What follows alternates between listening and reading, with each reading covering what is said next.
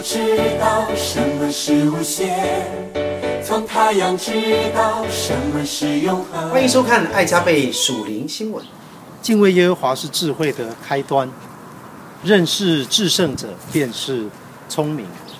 其实很多的科学家他们都是从大自然里面，当他去观察的时候，他就会去想，到底是谁造了这个世界？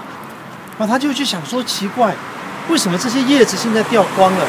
然后春天的时候，它就有办法再重新长满了满树的绿叶。这个生命力实在是很奥妙的一件事情。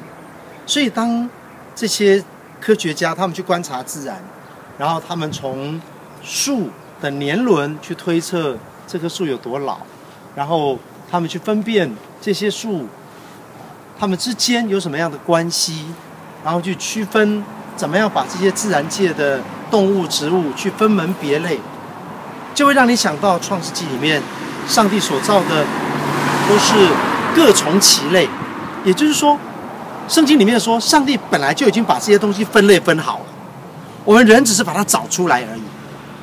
所以我们才会发现，哇，原来大自然这些树分成那么多种，花分成那么多种。所以多多亲近大自然。所以你不一定要当科学家，可是呢，你会从大自然的当中学到很多很多很美的功课。用心观察，你的人生就会不一样。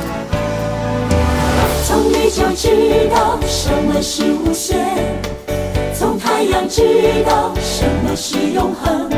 星际的运行教我什么是规则，四季的变化教我什么是有序。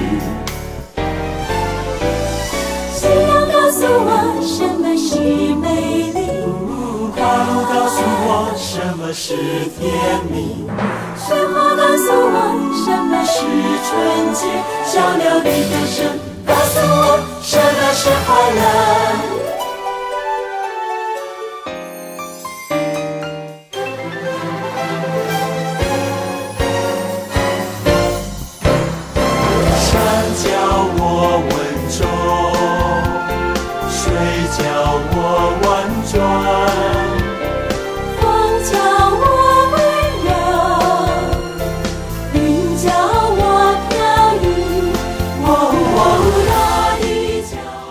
要用心观察，我去看邻居的垃圾桶里面装什么东西，就知道他们都吃什么食物。